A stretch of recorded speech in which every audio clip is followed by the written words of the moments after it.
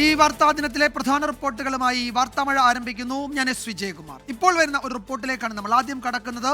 ഉപരാഷ്ട്രപതി തെരഞ്ഞെടുപ്പിന്റെ ഷെഡ്യൂൾ പ്രഖ്യാപിച്ചു. ഈ മാസം 7-ന് വിജ്ഞാപനം ഇറങ്ങും. സെപ്റ്റംബർ 9-നാണ് തെരഞ്ഞെടുപ്പ്. ബൽറാം നെടുങ്ങാടിയും ഡൽഹിയിൽ നിന്ന് വിവരങ്ങൾ നൽകും. ബൽറാം, ഷെഡ്യൂൾ പ്രഖ്യാപിച്ചിരിക്കുകയാണ്. എന്താണ് രാഷ്ട്രീയ പാർട്ടികളുടെ മുന്നണികളുടെ ഒക്കെ നീക്കം? അതാണല്ലോ പ്രധാനം. അക്കാര്യത്തിൽ എന്തെങ്കിലും വിവരങ്ങൾ കിട്ടിയിട്ടുണ്ടോ? ഇപ്പോൾ ഇന്ത്യ സഖ്യത്തിൻ്റെയും NDAയുടെയും ഒക്കെ യോഗങ്ങൾ ഉടൻ ചേരേണ്ടതുണ്ടല്ലോ ഈ ഷെഡ്യൂൾ പ്രഖ്യാപനത്തിന് പിന്നാലെ, അല്ലേ?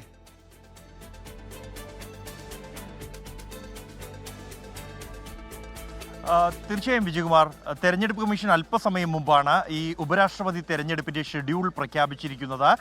ഈ ഉപരാഷ്ട്രപതി രാജിവെക്കുകയാണെങ്കിൽ അല്ലെങ്കിൽ ആ പദവി ഒഴിയുകയാണെങ്കിൽ 2 മാസത്തിനകം തെരഞ്ഞെടുപ്പ് നടപടികൾ പൂർത്തിയാക്കണം എന്നുള്ളതാണ് ചട്ടം. ഇതനുസരിച്ച് ഉടൻ തന്നെ നടപടികൾ തെരഞ്ഞെടുപ്പ് കമ്മീഷൻ ആരംഭിച്ചു കഴിഞ്ഞിരുന്നു. ഇതിന്റെ ഭാഗമായി തന്നെ ഈ ഇലക്ടോറൽ പട്ടിക അത് കഴിഞ്ഞ ദിവസം വൈകിട്ട് തെരഞ്ഞെടുപ്പ് കമ്മീഷൻ തയ്യാറായതായി അറിയിച്ചിരുന്നു. അടുത്ത ഘട്ടമായാണ് തെരഞ്ഞെടുപ്പിന്റെ ഷെഡ്യൂൾ പ്രഖ്യാപിച്ചിരിക്കുന്നത്. ഈ ഷെഡ്യൂൾ അനുസരിച്ച് ഓഗസ്റ്റ് 7-ന് ഈ തെരഞ്ഞെടുപ്പിന്റെ വിജ്ഞാപനം പുറപ്പെടുവിക്കും. അതിനുശേഷം നാമനിർദ്ദേശ പത്രിക സമർപ്പിക്കാനുള്ള അവസാന തീയതി ഓഗസ്റ്റ് 21-നും സൂക്ഷ്മ പരിശോധന ഓഗസ്റ്റ് 22-നുമാണ്. പത്രിക പിൻവലിക്കാനുള്ള അവസാന തീയതി ഓഗസ്റ്റ് 25-ആണ്. സെപ്റ്റംബർ 9-ന് തെരഞ്ഞെടുപ്പ് നടക്കും. രാവിലെ 10 മണി മുതൽ 5 മണി വരെയായിരിക്കും വോട്ടെടുപ്പ് നടക്കുക. അതിനുശേഷം അന്ന് തന്നെ വോട്ടെണ്ണൽ ഉണ്ടാകുമെന്നാണ് തെരഞ്ഞെടുപ്പ് കമ്മീഷൻ അറിയിച്ചിരിക്കുന്നത്. വിജയകുമാർ സൂചിപ്പിച്ച പോലെ തന്നെ ഇനി അറിയാനുള്ളത് സ്ഥാനാർത്ഥികൾ ആരൊക്കെ എന്നുള്ളതാണ്. NDAയുടെ സ്ഥാനാർത്ഥിക്ക് വിജയം ഉറപ്പാണ്. കാരണം നിലവിലുള്ള വോട്ട് നില, രാജ്യസഭയിലെ നാമനിർദ്ദേശം ചെയ്യപ്പെട്ട അംഗങ്ങൾ, ഒപ്പം തന്നെ തെരഞ്ഞെടുക്കപ്പെട്ട അംഗങ്ങൾ, കൂടാതെ ലോക്സഭാ അംഗങ്ങൾ എന്നിവരുടെ വോട്ടവകാശമുള്ള ഘട്ടത്തിൽ ഇരു സഭകളിലും സർക്കാരിനെ സംബന്ധിച്ചിടത്തോളം ഭൂരിപക്ഷമുണ്ട്. അതുകൊണ്ട് തന്നെ വിജയം NDA സ്ഥാനാർത്ഥിക്ക് ഉറപ്പാണ്. NDAയുടെ സ്ഥാനാർത്ഥിയെ തീരുമാനിക്കുന്നതിനായി നാളെ തന്നെ NDA യോഗം ചേരുന്നുണ്ട്. ഈ യോഗത്തിലായിരിക്കും സ്ഥാനാർത്ഥിയെ സംബന്ധിച്ചുള്ള ഒരു തീരുമാനത്തിലേക്ക് എത്തുക. BJP-യിൽ നിന്ന് തന്നെയായിരിക്കും ഉപരാഷ്ട്രപതി ഉണ്ടാവുക എന്നുള്ളതാണ് നിലവിൽ ലഭിക്കുന്ന സൂചനകളെല്ലാം തന്നെ വ്യക്തമാക്കുന്നത്. അതേസമയം പ്രതിപക്ഷത്തിന്റെ സ്ഥാനാർത്ഥിയെ സംബന്ധിച്ചുള്ള കൂടിയാലോചനകൾ ഉടൻ തന്നെ ആരംഭിക്കുമെന്നാണ് ഇന്ത്യ സഖ്യത്തിൽ നിന്നും നമുക്ക് ലഭിക്കുന്ന വിവരം. വിജയകുമാർ, സെപ്റ്റംബർ 9-നാണ് ഉപരാഷ്ട്രപതി തെരഞ്ഞെടുപ്പ്. ആരൊക്കെ മത്സര രംഗത്തുണ്ടാകും? BJP-യുടെ രാഷ്ട്രീയ നീക്കങ്ങൾ ഈ വിഷയത്തിൽ എന്തൊക്കെയാണ് എന്നതൊക്കെ വലിയ കൗതുകമാണ്. അടുത്ത മണിക്കൂറുകളിൽ അതിൻ്റെ കൂടുതൽ വിവരങ്ങൾ ഡൽഹിയിൽ നിന്ന് ലഭ്യമായേക്കും എന്നാണ് മനസ്സിലാകുന്നത്. യോഗങ്ങൾ, നിർണായക രാഷ്ട്രീയ യോഗങ്ങളൊക്കെ ഈ വിഷയത്തിൽ അടുത്ത ദിവസങ്ങളിൽ ഡൽഹിയിൽ നടക്കാൻ ഇരിക്കുന്നുണ്ട്. ബൽറാം നെടുങ്ങാടിയാണ് വിവരങ്ങൾ നൽകിയത്. മതപരിവർത്തനവും മനുഷ്യക്കടത്തും ആരോപിച്ച് ഛത്തീസ്ഗഡിൽ അറസ്റ്റിലായ കന്യാസ്ത്രീകൾ ജാമ്യാപേക്ഷയുമായി NIA കോടതിയിൽ. ബിലാസ്പൂരിലെ പ്രത്യേക NIA കോടതിയിലാണ് ഇരുവർക്കും വേണ്ടി ജാമ്യാപേക്ഷ സമർപ്പിച്ചത്.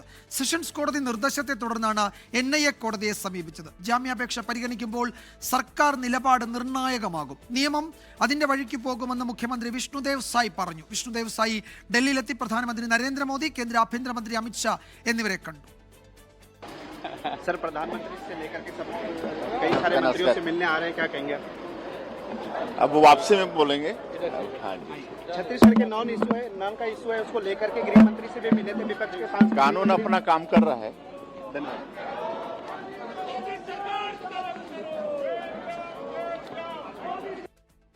അതേസമയം കേരളത്തിൽ നിന്നുള്ള LDF UDF നേതാക്കൾ ഛത്തീസ്ഗഡിൽ തുടരുകയാണ്. CPM നേതാവ് PK ശ്രീമതിയും CS സുജാതയും ദുർഗിലെ ജയിലിലെത്തി കന്യാസ്ത്രീകളെ കണ്ടു. ഇപ്പോൾ അവരെ കണ്ട് ഞങ്ങൾ കാര്യങ്ങളൊക്കെ പറഞ്ഞു. അവരുടെ അമ്മയെ പോയി കണ്ടതും മറ്റ് സഹോദരങ്ങളെ കണ്ടതും ഒക്കെ ഞങ്ങൾ സംസാരിച്ചപ്പോൾ അവർക്കും ഇപ്പോഴും വിശ്വസിക്കാൻ പറ്റുന്നില്ല.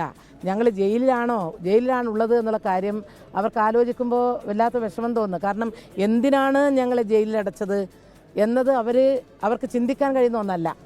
കാരണം ഒരു കുറ്റവും ചെയ്യാത്ത 2 പേരെ മതഭ്രാന്ത് പിടിപെട്ട കുറേ പേര് ചേർന്ന് പിടിച്ചു കൊണ്ടുപോയിട്ട് അറസ്റ്റ് ചെയ്യുകയും എന്നിട്ട് മനുഷ്യക്കടത്ത് എന്ന പേരിൽ കുറ്റം ആരോപിച്ച് ജയിലിലടക്കുകയും ചെയ്യുക എന്നൊക്കെ പറയുന്നത് നമ്മുടെ രാജ്യത്ത് ഇതുവരെ നടന്നിട്ടില്ലാത്ത വിധത്തിലുള്ള ഒരു നിർഭാഗ്യകരമായ സംഭവമാണ്. ചർച്ചകൾക്കായി BJP സംസ്ഥാന അധ്യക്ഷൻ രാജീവ് ചന്ദ്രശേഖരനെ ദേശീയ നേതൃത്വം ഡൽഹിയിലേക്ക് വിളിപ്പിച്ചിട്ടുണ്ട്. ദുർഗയിൽ നിന്ന് അജീഷ് ജയകുമാറും ഡൽഹിയിൽ നിന്ന് ബൽറാം നെടുങ്ങാടിയും വിവരങ്ങൾ നൽകും. അജീഷ്, ഇപ്പോൾ അവിടുത്തെ NIA കോടതിയിൽ, ബിലാസ്പൂരിലെ പ്രത്യേക NIA കോടതിയിലാണ് ജാമ്യാപേക്ഷ സമർപ്പിച്ചിരിക്കുന്നത്. അപ്പോൾ തൊട്ടടുത്ത ദിവസം തന്നെ അത് പരിഗണിക്കാൻ സാധ്യതയുണ്ടോ? അതിൽ സംസ്ഥാന സർക്കാർ എടുക്കുന്ന നിലപാട് നിർണായകമാണല്ലോ. അപ്പോൾ കേന്ദ്ര ആഭ്യന്തരമന്ത്രി പറഞ്ഞത് സംസ്ഥാന സർക്കാർ അനുകൂല നിലപാട് സ്വീകരിക്കുമെന്നൊരു ഉറപ്പാണ് കേരളത്തിൽ നിന്നുള്ള എംപിമാർക്ക് അദ്ദേഹം നൽകിയത്. എന്തൊക്കെയാണ് ദുർഗിൽ നിന്ന് ഈ ഘട്ടത്തിൽ ഈ ജാമ്യാപേക്ഷ സമർപ്പിച്ചതിന് ശേഷം പങ്കുവയ്ക്കാൻ കഴിയുന്ന വിവരങ്ങൾ അജീഷ്? വിജയകുമാർ, എന്തായാലും അമിത്ഷാ നടത്തിയ ആ ഒരു പ്രതികരണം, അമിത്ഷായുടെ ഉറപ്പിന്മേലുള്ള ഒരു പ്രതീക്ഷയിലാണ് ഇന്ന് NIA കോടതിയിൽ, ബിലാസ്പൂരിലെ പ്രത്യേക NIA കോടതിയിൽ ഈ കന്യാസ്ത്രീകൾ ജാമ്യാപേക്ഷ നൽകിയിട്ടുള്ളത്. നേരത്തെ തന്നെ തീരുമാനിച്ചിരുന്ന ബിലാസ്പൂരിലെ പ്രമുഖനായ അഭിഭാഷകൻ ആയിട്ടാണ് ഇന്ന് ഈ ജാമ്യാപേക്ഷ നൽകിയിട്ടുള്ളത്. അമൃതോം ദാസ്, അദ്ദേഹം മുൻ അഡീഷണൽ അഡ്വക്കേറ്റ് ജനറൽ കൂടിയായിരുന്നു. അദ്ദേഹമാണ് ഈ കേസ് ഇപ്പോൾ വാദിക്കുന്നത്. നേരത്തെ ഉണ്ടായിരുന്ന അഭിഭാഷകനെ മാറ്റിയതിനു ശേഷമാണ് ഇങ്ങനെ ഒരു തീരുമാനത്തിലെത്തിയത്. ഹൈക്കോടതിയിൽ പോകാനായിരുന്നു ആദ്യം തീരുമാനമെടുത്തിരുന്നത്. പക്ഷേ ഈ ഹൈക്കോടതിയിൽ ഇന്ന് ഹർജി നൽകിയാലും പിന്നീട് ഇത് പരിഗണിക്കാൻ ചിലപ്പോൾ തിങ്കളാഴ്ച ആയേക്കും. അങ്ങനെ ഒരു സാധ്യതയുണ്ട്. കോടതി നടപടിക്രമങ്ങൾ നീണ്ടുപോയേക്കാം. അതുകൊണ്ടാണ് ഇന്ന് NIA കോടതിയിൽ പോകാമെന്ന് തീരുമാനിച്ചത്. കാരണം നേരത്തെ സെഷൻസ് കോടതി ഉത്തരവിൽ തന്നെ NIA കോടതിയിൽ പോകാനായിരുന്നു നിർദ്ദേശമുണ്ടായിരുന്നത്. ഒരുപക്ഷെ NIA കോടതി ഇന്നും നാളെയും പ്രവർത്തിക്കുന്നുള്ളത് കൊണ്ട് തന്നെ ഈ ഹർജി പരിഗണിച്ച് NIA കോടതി സർക്കാരിന്റെ ഒരു റിപ്പോർട്ട്, അതായത് പോലീസ് റിപ്പോർട്ട് തേടിയാൽ പോലും പോലീസ് റിപ്പോർട്ട് എത്രയും വേഗം എത്തിക്കാനുള്ള നടപടികൾ സർക്കാരിന്റെ സംവിധാനങ്ങൾ ചെയ്യുമെന്ന് ഉറപ്പ് കിട്ടിയിരുന്നു. അതുകൊണ്ടാണ് NIA കോടതി സമീപിക്കാൻ തീരുമാനിച്ചിരുന്നത്. ഹർജി നൽകി എന്നുള്ള ഒരു വിവരം മാത്രമാണ് നമുക്ക് ലഭിച്ചത്. അതിനുശേഷമുള്ളതെല്ലാം രഹസ്യമായിരിക്കുകയാണ്. കാരണം കൂടുതൽ വിവരങ്ങളൊന്നും പുറത്തു വന്നിട്ടില്ല. എന്തായാലും നമുക്ക് ഈ കാര്യങ്ങളൊക്കെ, നിയമസഹായം അടക്കമുള്ള കാര്യങ്ങളൊക്കെ ഏകോപിച്ചിരുന്ന ചില MLA അടക്കമുണ്ട്, റോജി എം ജോൺ അടക്കമുള്ളവരുണ്ട്. നമുക്ക് അവരോട് തന്നെ എന്താണ് ഇനി അടുത്ത തുടർ നടപടികളിൽ കോടതിയിൽ എന്താണ് നടന്നതെന്ന് അടക്കമുള്ള വിവരങ്ങൾ ചോദിച്ച് മനസ്സിലാക്കാം. എന്തായാലും നമ്മൾ മനസ്സിലാക്കുന്ന ഒരു കാര്യമനുസരിച്ച് NIA കോടതി ഈ ജാമ്യാപേക്ഷ NIA കോടതി സമീപിച്ചു എന്നുള്ളൊരു വിവരം കിട്ടിയിരുന്നു. എന്താണ് കോടതി നടപടി, എന്താണ് നിലവിലെ അവസ്ഥ? നമ്മൾ നിലവിലെ ജാമ്യാപേക്ഷ നൽകിയിട്ടുണ്ട്. അതിൻ്റെ തുടർ നടപടികൾ ആയിട്ടില്ല. നമ്മൾ അതിനുവേണ്ടി കാത്തു നിൽക്കുകയാണ്. എത്രയും വേഗം നമുക്ക് കോടതി നടപടികൾ പൂർത്തീകരിച്ച് നമുക്ക് ഇത് അനന്തമായി നീട്ടിക്കൊണ്ടു പോകാതെ നമ്മുടെ നിരപരാധികളായിട്ടുള്ള ഈ 2 കന്യാസ്ത്രീകൾക്കും നീതി ലഭിക്കണം, അവരെ ജയിലിന് പുറത്തു കൊണ്ടുവരണം എന്നുള്ളതാണ് നമ്മുടെ ആഗ്രഹം. നമ്മൾ അതിനു വേണ്ടിയിട്ടുള്ള നിയമപരമായിട്ടുള്ള എല്ലാ നടപടിക്രമങ്ങളും നമ്മൾ മുന്നോട്ട് നീക്കുന്നുണ്ട്. ഒരുപക്ഷെ NIA കോടതി പോലീസ് റിപ്പോർട്ട് തേടിയാൽ പോലും അതിനെ എത്രയും പെട്ടെന്ന് കോടതിയിൽ എത്തിക്കാനുള്ള നടപടികളൊക്കെ നടത്തുന്നുണ്ട്. ഇത് NIA പോലീസിന് റിപ്പോർട്ട് തേടിയാൽ അടിയന്തരമായിട്ട് തന്നെ പോലീസ് റിപ്പോർട്ട് ഹാജരാക്കണം. അതുപോലെ തന്നെ അവരുടെ ഭാഗം അവർ വിശദീകരിക്കേണ്ടതായിട്ടുണ്ട്. കാരണം ഇത് കള്ളക്കേസാണ് എന്നും ഇതിനകത്ത് യാതൊരു അടിസ്ഥാനമില്ല എന്നുള്ള കാര്യം നമുക്ക് എല്ലാവർക്കും അറിയാവുന്നതാണ്. പക്ഷേ ഇവിടെ ഇന്ന് ഇപ്പോൾ നമുക്ക് ഏറ്റവും ഒടുവിൽ നമുക്ക് കാണാൻ സാധിക്കുന്നത്, കഴിഞ്ഞ ദിവസങ്ങളിൽ ഈ മനുഷ്യക്കടത്ത് നടത്തിയെന്ന് ബജറംഗ് ആരോപിക്കുന്ന ഈ 3 പെൺകുട്ടികൾ, അവർ കൃത്യമായി എന്താണ് സംഭവിച്ചത് എന്ന് അവർ മാധ്യമങ്ങളോട് ഉൾപ്പെടെ പറഞ്ഞിട്ടുണ്ട്. ഇത് അവർ അന്നേ ദിവസവും പറഞ്ഞതാണ്. ഞങ്ങളോട് കന്യാസ്ത്രീകൾ, ഈ 2 കന്യാസ്ത്രീകൾ ഞങ്ങളോട് പറഞ്ഞതാണ്. അന്ന് പോലീസ് സ്റ്റേഷനിൽ വെച്ച് ഈ പെൺകുട്ടികൾ ഈ കാര്യം അവിടെ പറഞ്ഞതാണ്. പക്ഷേ അവരെ കൊണ്ട് അത് പറയാൻ അനുവദിക്കാതെ അവരെ അപ്പോൾ തന്നെ അവിടെ നിന്ന് മാറ്റിക്കൊണ്ടുപോയി അവരെ കൊണ്ട് നിർബന്ധിച്ച് അവരെ കടത്തിക്കൊണ്ടു പോകുന്നതാണ് എന്നുള്ള രീതിയിൽ വാർത്തകൾ പുറത്തു കൊടുക്കാനായിട്ടുള്ള ഇടപെടലുകളാണെന്ന് ബജറംഗിൻ്റെയൊക്കെ ഭാഗത്തുനിന്നുണ്ടായിട്ടുള്ളത്. അപ്പോൾ അതുകൊണ്ട് നമ്മൾ ഈ വസ്തുതകളെല്ലാം കോടതിയുടെ മുമ്പിൽ അവതരിപ്പിക്കുകയും നമുക്ക് ജാമ്യം കിട്ടാൻ വേണ്ടിയിട്ടുള്ള ശ്രമം നടത്തും. ഇന്ന് ഈ ജാമ്യ ഹർജി നൽകിയപ്പോൾ പോലും ഈ വസ്തുതകളൊക്കെ അത് ഉൾപ്പെടുത്തിയിട്ടുണ്ടല്ലേ? തീർച്ചയായിട്ടും ഞാൻ പറഞ്ഞു, നമ്മൾ ജാമ്യ ഹർജിയിലുള്ള അല്ലെങ്കിൽ നിയമപരമായിട്ടുള്ള അതിൻ്റെ വിശദാംശങ്ങളിലേക്ക് ഞാൻ പോകുന്നില്ല, അത് ശരിയല്ല, അത് കോടതിയുടെ പരിഗണനയിലാണ്. എന്തായാലും നമ്മൾ ഇവർക്ക് ജാമ്യം ലഭിക്കുവാൻ വേണ്ടിയിട്ട് ആവശ്യമായിട്ടുള്ള നിയമോപദേശങ്ങൾ ലഭിച്ചതിൻ്റെയൊക്കെ അടിസ്ഥാനത്തിലുള്ള എല്ലാ നടപടിക്രമങ്ങളും മുന്നോട്ട് കൊണ്ടുപോകും. അപ്പം അതാണ് വിജയകുമാർ. എന്തായാലും കന്യാസ്ത്രീകൾക്ക് ഉടൻ തന്നെ മോചനം കിട്ടുമെന്നുള്ളൊരു പ്രതീക്ഷയാണ് റോജി എം ജോൺ MLA അടക്കമുള്ളവർ പ്രതീക്ഷിക്കുന്നത്. അവരുടെ കന്യാസ്ത്രീയുടെ ബന്ധുക്കളടക്കം ദുർഗ് ജയിലിൽ ഇന്ന് എത്തിയിട്ടുണ്ട്. എന്തായാലും വൈകാതെ തന്നെ കോടതി ഈ ജാമ്യ ഹർജി സ്വീകരിച്ച് എന്തായാലും അതിൻ്റെ നടപടിക്രമങ്ങളുമായി മുന്നോട്ട് പോകുമെന്ന് തന്നെയാണ് നമുക്ക് പ്രതീക്ഷിക്കുന്നത്. നിയമപരമായ നീക്കങ്ങൾ അവിടെ ദുർഗിലും ഒക്കെ നടക്കുന്നുണ്ട്. കോടതിയിൽ ഇനി എന്താണ് സംഭവിക്കാൻ പോവുക, സംസ്ഥാന സർക്കാർ ഇക്കാര്യത്തിൽ നിലപാട് മയപ്പെടുത്തുമോ, പ്രോസിക്യൂഷൻ സ്റ്റാൻഡ് മാറ്റുമോ എന്നൊക്കെയാണ് അറിയേണ്ടത്. അതിൻ്റെ വിവരങ്ങൾ അടുത്ത മണിക്കൂറുകളിൽ അജീഷ് നൽകും. ദുർഗിൽ നിന്നും ബിലാസ്പൂരിൽ നിന്നും ബൽറാം നെടുങ്ങാടി ഡൽഹിയിൽ തുടരുന്നുണ്ട്. ബൽറാം, പാർലമെന്റിൽ ഈ വിഷയം ഉന്നയിക്കാൻ തുടർച്ചയായ ദിവസങ്ങളിൽ ശ്രമിക്കുന്നുണ്ട്. അതൊരു ഭാഗത്ത് നടക്കുന്നു. വളരെ പ്രധാനപ്പെട്ട നീക്കങ്ങൾ, ഒന്ന് BJP കേരള ഘടകം അധ്യക്ഷനെ ഡൽഹിയിലേക്ക് വിളിപ്പിച്ചിട്ടുണ്ട്. ഛത്തീസ്ഗഡ് മുഖ്യമന്ത്രി അവിടെ എത്തി ആഭ്യന്തരമന്ത്രിയെയും പ്രധാനമന്ത്രിയെയും കണ്ടിട്ടുണ്ട്. സംഘടനാപരമായ ചർച്ചകൾക്ക് ഡൽഹിയിൽ എത്തി എന്നാണ് അദ്ദേഹം പറയുന്നതെങ്കിലും സ്വാഭാവികമായും ഈ വിഷയങ്ങളിൽ ചർച്ചകൾ ഉറപ്പായും ഈ നേതാക്കൾക്കിടയിൽ നടക്കുന്നുണ്ടാകുമല്ലോ ഡൽഹിയിൽ, അല്ലേ?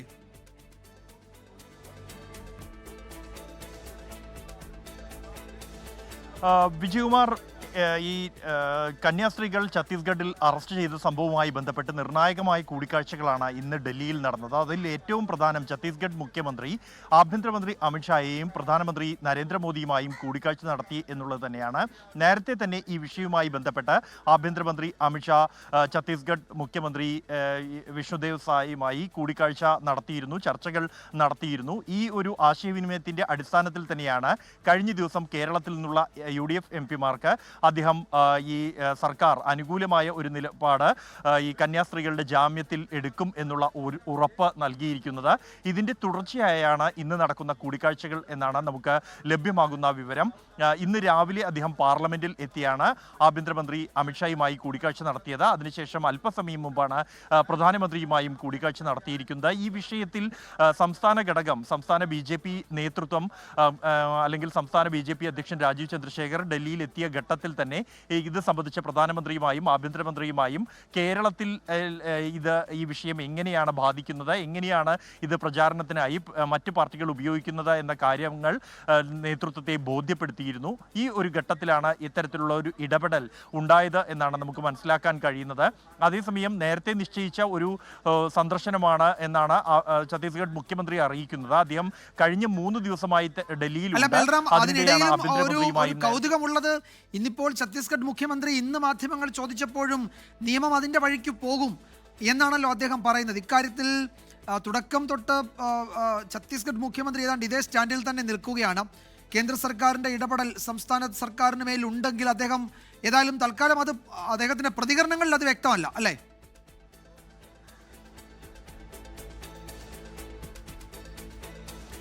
വിജയകുമാർ, ഈ കന്യാസ്ത്രീകൾക്ക് അനുകൂലമായ ഒരു നിലപാട്, ഒരു തരത്തിലുള്ള ഒരു പ്രതികരണം അദ്ദേഹത്തിൻ്റെ പ്രതികരണത്തിൽ ഇന്നും ഉണ്ടായില്ല എന്നുള്ളത് യാഥാർത്ഥ്യമാണ്. എങ്കിൽ പോലും കഴിഞ്ഞ ദിവസങ്ങളിൽ അദ്ദേഹം കുറച്ചുകൂടി മൂർച്ചയേറിയ ഭാഷയിലായിരുന്നു സംസാരിച്ചത്.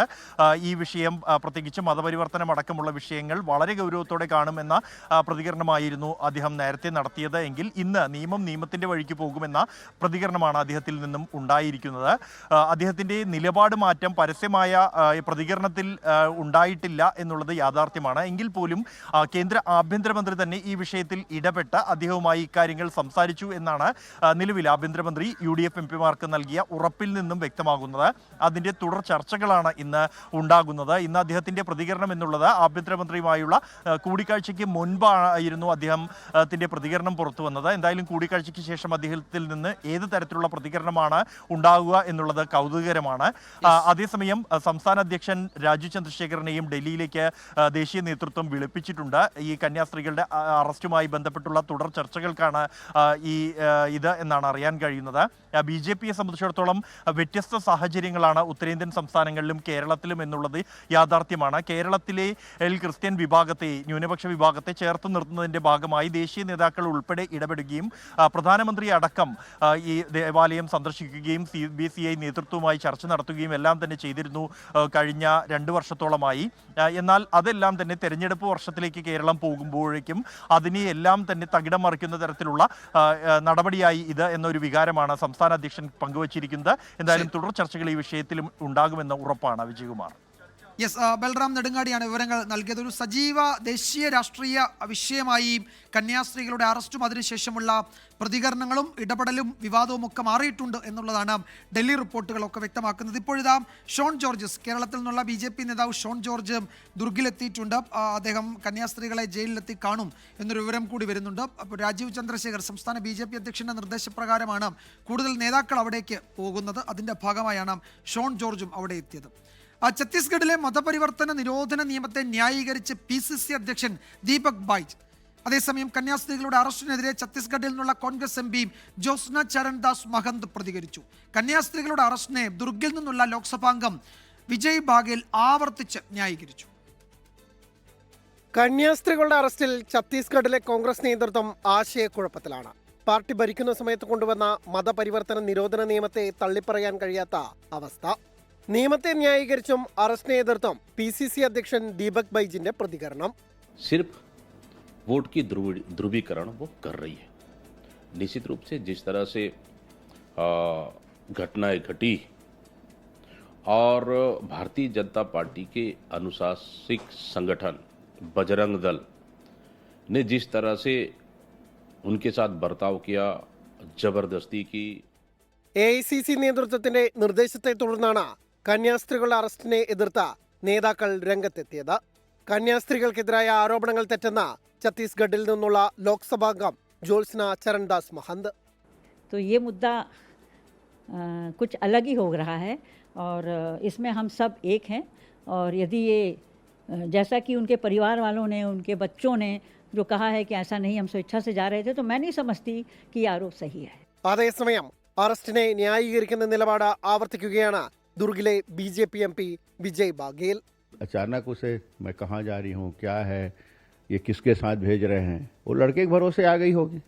हम लोग दूसरे धर्मों का सम्मान करते हैं, लेकिन जहाँ धर्मांतरण की बात होगी तो निश्चित रूप से इसमें दर्द होगा, पीड़ा होगा और अपने धर्म के प्रति सबको सम्मान करना चाहिए और दूसरे के धर्म को भी सम्मान की नजर से देखना चाहिए। അറസ്റ്റിലായ സിസ്റ്റർ പ്രീതി മേരിയുടെ എറണാകുളം അങ്കമാലിയിലെ വീട്ടിൽ AICC general secretary KC വേണുഗോപാലും CPIM സംസ്ഥാന കമ്മിറ്റി അംഗം P ജയരാജനും സന്ദർശനം നടത്തി. 24 ഡൽഹി. കന്യാസ്ത്രീകളുടെ അറസ്റ്റിൽ കത്തോലിക്ക സഭാ നേതൃത്വവുമായി കൂടിക്കാഴ്ച നടത്തി BJP സംസ്ഥാന നേതൃത്വം. മോചനത്തിൽ പ്രധാനമന്ത്രി നരേന്ദ്രമോദിയും ആഭ്യന്തരമന്ത്രി അമിത്ഷായും ഉറപ്പ് നൽകിയിട്ടുണ്ടെന്ന് തൃശൂർ അതിരൂപത ആർച്ച് ബിഷപ്പ് മാർ ആൻഡ്രൂസ് താഴത്തുമായുള്ള കൂടിക്കാഴ്ചയ്ക്ക് ശേഷം BJP സംസ്ഥാന അധ്യക്ഷൻ രാജീവ് ചന്ദ്രശേഖർ പറഞ്ഞു. സീറോ മലബാർ സഭാ അധ്യക്ഷൻ മേജർ ആർച്ച് ബിഷപ്പ് റാഫേൽ തട്ടിലുമായി ഇന്നലെ BJP സംസ്ഥാന അധ്യക്ഷൻ രാജീവ് ചന്ദ്രശേഖർ കൂടിക്കാഴ്ച നടത്തിയിരുന്നു. ഇതിന് പിന്നാലെയാണ് CBC അധ്യക്ഷനും തൃശൂർ അതിരൂപത ആർച്ച് ബിഷപ്പുമായ മാർ ആൻഡ്രൂസ് താഴത്തിനെ രാജീവ് ചന്ദ്രശേഖർ കണ്ടത്. പ്രധാനമന്ത്രിയുടെയും കേന്ദ്ര ആഭ്യന്തരമന്ത്രി അമിത്ഷായുടെയും നിർദ്ദേശപ്രകാരമായിരുന്നു കൂടിക്കാഴ്ച. സംസ്ഥാന സർക്കാർ ജാമ്യം ഒപ്പോസ് ചെയ്യില്ല എന്ന് എനിക്ക് പ്രൈം മിനിസ്റ്ററും ഹോം മിനിസ്റ്റർ അമിത്ഷാജിയും പറഞ്ഞു. നമുക്ക് ആവശ്യമായിരിക്കുന്ന സിസ്റ്റേഴ്സിന് എത്രയും വേഗം റിലീസ്ഡ് ആകണം. നീതിയും ഒപ്പം തന്നെ സുരക്ഷിതത്വവും ന്യൂനപക്ഷങ്ങൾക്ക് ഈ സിസ്റ്റേഴ്സിന് ഈ വേഷത്തിൽ നടക്കുന്നത് ഇതെല്ലാം ഞങ്ങൾ അവരെ ബന്ധപ്പെട്ട എല്ലാവരും അറിയിച്ചു. വിഷയത്തിൽ രാജീവ് ചന്ദ്രശേഖരനെ BJP ദേശീയ നേതൃത്വം ഡൽഹിക്ക് വിളിപ്പിച്ചു. കേരളത്തിലെ BJP ക്രൈസ്തവ സമൂഹത്തിനൊപ്പമെന്ന് കുമ്മനം രാജശേഖരൻ. ഈ കാര്യത്തിൽ ഞങ്ങൾക്കൊന്നും ഒളിച്ചു വെക്കാനില്ല. ഹൃദയം തുറന്ന ഒരു നിലപാടാണ്. കന്യാസ്ത്രീകൾക്ക് നീതി ലഭിക്കാൻ വേണ്ടി പാർട്ടിക്ക് എന്തൊക്കെ സഹായം ചെയ്തു കൊടുക്കാൻ പറ്റുമോ അതെല്ലാം ചെയ്യും. അതേസമയം കന്യാസ്ത്രീകളുടെ അറസ്റ്റിൽ തലശ്ശേരി അതിരൂപത ആർച്ച് ബിഷപ്പ് മാർ ജോസഫ് പാംപ്ലാനിയുടെ വിമർശനത്തിനെതിരെ ഹിന്ദു ഐക്യവേദി നേതാവ് RV ബാബു രംഗത്തെത്തി.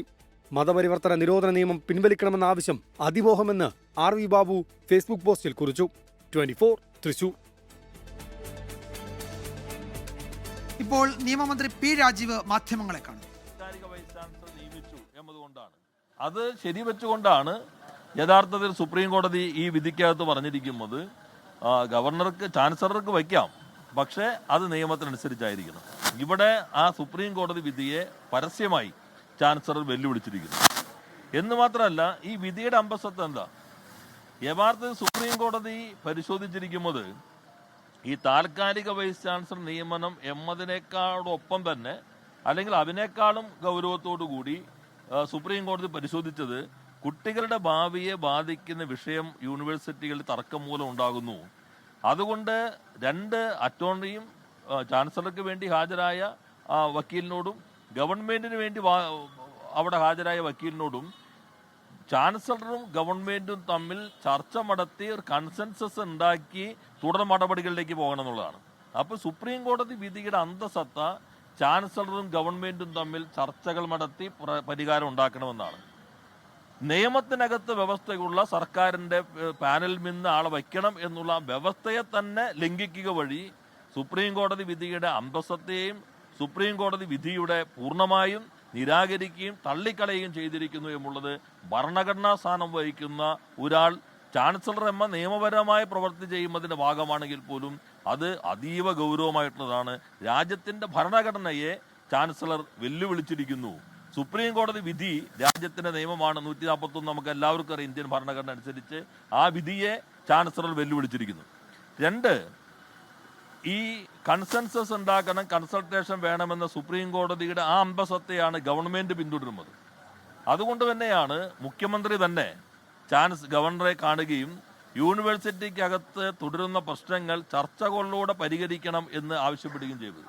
തിരുവനന്തപുരം മെഡിക്കൽ കോളേജിലെ പ്രതിസന്ധികൾ തുറന്നു പറഞ്ഞ ഡോക്ടർ ഹാരിസ് ഹസനെ കുടുക്കാൻ പുതിയ ആരോപണവുമായി ആരോഗ്യവകുപ്പ്.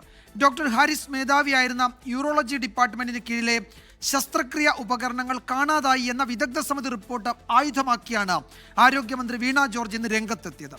ഡോക്ടർക്കെതിരെ നടപടി ഉണ്ടാകില്ലെന്നും ജനകീയ ഡോക്ടറാണെന്നും ഒക്കെയുള്ള മുൻ നിലപാടിൽ നിന്നാണ് മന്ത്രിയുടെ ഈ മലക്കം മറിച്ച്. ഡോക്ടർ ഹാരിസിനെ സംബന്ധിച്ചിടത്തോളം വളരെ ജെനുവിൻ ആയിട്ടുള്ള ഒരു ഡോക്ടറാണ്.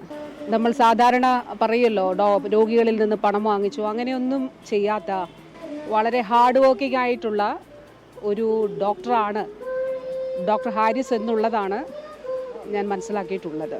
തിരുവനന്തപുരം മെഡിക്കൽ കോളേജ് ആശുപത്രിയിലെ ശസ്ത്രക്രിയ പ്രതിസന്ധിയിൽ ഡോക്ടർ ഹാരിസ് ഹസൻ നടത്തിയ തുറന്നുപറച്ചിൽ ആരോഗ്യവകുപ്പിനെയും പ്രതിക്കൂട്ടിലാക്കിയിരുന്നു. ആ സമയത്ത് ഡോക്ടർ ഹാരിസിനെ ചേർത്തുപിടിക്കും വിധമായിരുന്നു ആരോഗ്യമന്ത്രി വീണ ജോർജിന്റെ പ്രതികരണം. എന്നാലിപ്പോൾ ഡോക്ടർ ഹാരിസ് ഹസനെതിരെ പുതിയ ആരോപണം. ഡോക്ടർ ഹാരിസിന് അദ്ദേഹത്തോട് എക്സ്പ്ലനേഷൻ ചോദിച്ചു എന്നുള്ളത് അതൊരു ഡിപ്പാർട്ട്മെൻറ്റ് തല നടപടിയാണ്. അതൊരു സ്വാഭാവികമായിട്ടുള്ള ഒരു നടപടിക്രമമാണ്. തിരുവനന്തപുരത്ത് MP-യുടെ ഫണ്ടിൽ നിന്ന് വാങ്ങിച്ച ഒരു ഉപകരണത്തിൻ്റെ ഒരു ഭാഗം കാണുന്നില്ല എന്നുള്ളത് ഈ അന്വേഷണ സമിതി കണ്ടെത്തി. അപ്പോൾ അതിനു മുൻപ് ഇത് റിപ്പോർട്ട് ചെയ്യപ്പെട്ടിരുന്നില്ല. അപ്പോൾ അതൊരു പക്ഷേ നമ്മുടെ ഒരു അന്വേഷണത്തിൽ മാത്രം നിൽക്കുന്നതല്ല. ഡോക്ടർ ഹാരിസ് ഹസൻ മേധാവിയായ യൂറോളജി വിഭാഗത്തിൽ നിന്ന് 20 ലക്ഷത്തോളം രൂപ വിലമതിക്കുന്ന ഒസിലോസ്കോപ്പ് ഉപകരണം കാണാതായെന്ന വിദഗ്ധ സമിതി റിപ്പോർട്ട് ആയുധമാക്കിയായിരുന്നു മന്ത്രിയുടെ പ്രതികരണം. ഡോക്ടർ ഹാരിസിനെ സർക്കാർ ക്രൂശിക്കുന്നെന്ന് പ്രതിപക്ഷ നേതാവ് VD സതീശൻ. ആ പാവപ്പെട്ട ഡോക്ടറുടെ മീതെ മോഷണക്കുറ്റം ചോദിച്ചിരിക്കുകയാണ്. സ്റ്റോറിൽ നിന്ന് സാധനം കാണാതെ ഡോക്ടർ എങ്ങനെ ഉത്തരവാദി?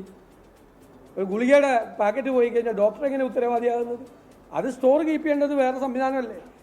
അതേസമയം ഡോക്ടർ ഹാരിസിന് നൽകിയ കാരണം കാണിക്കൽ നോട്ടീസ് പ്രതികാര നടപടിയല്ലെന്നാണ് മന്ത്രിയുടെ വാദം. എന്നാൽ ഡോക്ടർ ഹാരിസ് ഹസനെതിരെ അച്ചടക്ക നടപടിക്ക് കളമൊരുക്കുന്നതാണ് പുതിയ നീക്കം. 24 തിരുവനന്തപുരം.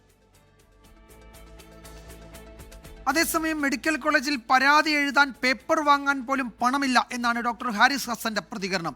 തനിക്കെതിരായ ആരോപണങ്ങളിൽ കണ്ണീരോടെയാണ് ഡോക്ടറുടെ പ്രതികരണം. എന്നാൽ ഡോക്ടർ ഹാരിസ് ഹസനെതിരായ അന്വേഷണ റിപ്പോർട്ട് പുറത്തുവിടാതെ ആരോഗ്യവകുപ്പ് പൂഴ്ത്തി. തിരുവനന്തപുരം മെഡിക്കൽ കോളേജിലെ പ്രതിസന്ധികൾ വീണ്ടും ഡോക്ടർ ഹാരിസ് അക്കമിട്ട് നിരത്തി. തനിക്കൊപ്പം പല സ്ഥലങ്ങളിലും ജോലി ചെയ്തിരുന്നവരാണ് അന്വേഷണ റിപ്പോർട്ട് തയ്യാറാക്കിയ സമിതി. അവർ വ്യാജമായ വിവരങ്ങൾ റിപ്പോർട്ടിൽ ചേർത്തില്ലെന്നാണ് വിശ്വാസം. കണ്ണീരോടെ ഡോക്ടർ ഹാരിസ് ഹസൻ. വിദഗ്ധ സമിതി എന്താണ് റിപ്പോർട്ട് കൊടുത്തിരിക്കുന്നതെന്ന് എനിക്കറിയത്തില്ല. ആ റിപ്പോർട്ടിൻ്റെ കോപ്പി എനിക്ക് കിട്ടിയിട്ടില്ല. വിശദീകരണ കത്തിനകത്ത് അവർ തന്നിട്ടില്ല.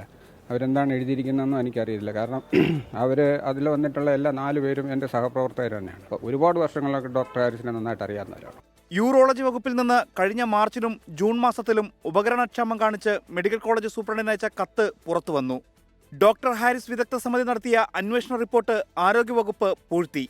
റിപ്പോർട്ട് പുറത്തുവിടാനാകില്ലെന്ന് വിവരാവകാശ ചോദ്യത്തിന് 24-ന് മറുപടി ലഭിച്ചു. അന്വേഷണ റിപ്പോർട്ട് പുറത്തുവിടണമെന്ന് ഡോക്ടർ ഹാരിസും ആവശ്യപ്പെട്ടു. 24 തിരുവനന്തപുരം. TP ചന്ദ്രശേഖരൻ വധക്കേസ് പ്രതി കൊടിസുനിയുടെ പരോൾ റദ്ദാക്കി. പരോൾ വ്യവസ്ഥ ലംഘിച്ചതിനെ തുടർന്നാണ് നടപടിയെന്ന് ജയിൽ അധികൃതർ വ്യക്തമാക്കി. തലശ്ശേരി കോടതിയിലെത്തിയപ്പോൾ കൊടിസുനിക്ക് മദ്യപിക്കാൻ അവസരമൊരുക്കി നൽകിയ 3 സിവിൽ പോലീസ് ഉദ്യോഗസ്ഥരെ സസ്പെൻഡ് ചെയ്തതിന് പിന്നാലെയാണ് പരോൾ റദ്ദാക്കിയത്.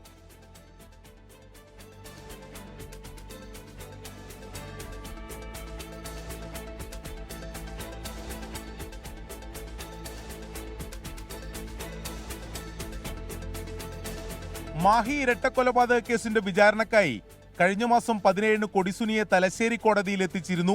ഈ സമയം കോടതിക്ക് സമീപമുള്ള ഹോട്ടലിൽ വെച്ച് സുനിക്ക് മദ്യപിക്കാൻ സാഹചര്യം ഒരുക്കി നൽകിയെന്നായിരുന്നു പരാതി. എസ്കോർട്ടിലുണ്ടായിരുന്ന ഉദ്യോഗസ്ഥർ നോക്കി നിൽക്കെയാണ് സുനി മദ്യപിച്ചതെന്ന് വകുപ്പ് തല അന്വേഷണത്തിൽ കണ്ടെത്തി.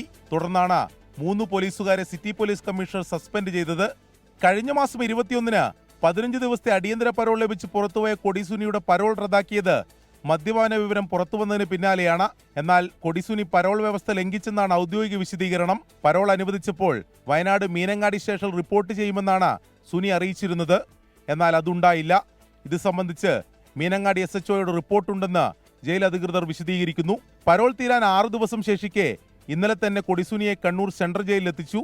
കണ്ണൂർ, കോഴിക്കോട് ജില്ലകളിൽ കൊടിസുനിക്ക് കോടതിയുടെ പ്രവേശന വിലക്കുണ്ട്. മറ്റു കേസുകളിലെ വിചാരണയ്ക്ക് തലശ്ശേരി കോടതിയിൽ ഹാജരാകാൻ മാത്രമാണ് ഇളവ്. 24 കണ്ണൂർ. മറ്റൊരു പ്രധാന റിപ്പോർട്ടിലേക്ക്. സർക്കാർ പാനൽ അവഗണിച്ച ഡിജിറ്റൽ സാങ്കേതിക സർവകലാശാലകളിലെ താൽക്കാലിക വിസിമാരെ തുടരാൻ അനുവദിച്ച ചാൻസലറായ ഗവർണറുടെ വിജ്ഞാപനം. താൽക്കാലിക വിസി നിയമനം സർക്കാർ പാനലിൽ നിന്നാകണം എന്നായിരുന്നു സുപ്രീം കോടതി ഉത്തരവ്. കോടതി വിധി ലംഘിച്ചെന്നും തീരുമാനം തിരുത്തണമെന്നും ആവശ്യപ്പെട്ട മുഖ്യമന്ത്രി ഗവർണർക്ക് കത്തയച്ചു. ഉമേഷ് ബാലകൃഷ്ണൻ വിവരങ്ങൾ നൽകും തിരുവനന്തപുരത്ത് നിന്ന്. ഉമേഷ്, ഈ താൽക്കാലിക വിസിമാർ നേരത്തെ ഗവർണർ ചുമതലപ്പെടുത്തിയ 2 പേർക്കും തുടരാൻ അനുവദിക്കുന്നതാണല്ലോ പുതിയ വിജ്ഞാപനം. അതിനപ്പുറത്തേക്ക് ഏതെങ്കിലും തരത്തിൽ സർക്കാരിൻ്റെ ഭാഗം കേൾക്കാനോ അല്ലെങ്കിൽ വിട്ടുവീഴ്ചയ്ക്ക് തയ്യാറാകാനോ ചാൻസലർ സന്നദ്ധനല്ല ഇപ്പോഴും. അപ്പോൾ ഏറ്റുമുട്ടലിന് ഇങ്ങനെ ആ വഴിക്ക് തന്നെയാണ് ചാൻസലറും സർക്കാരും എന്നൊരിക്കൽ കൂടി വ്യക്തമാക്കുകയാണല്ലേ?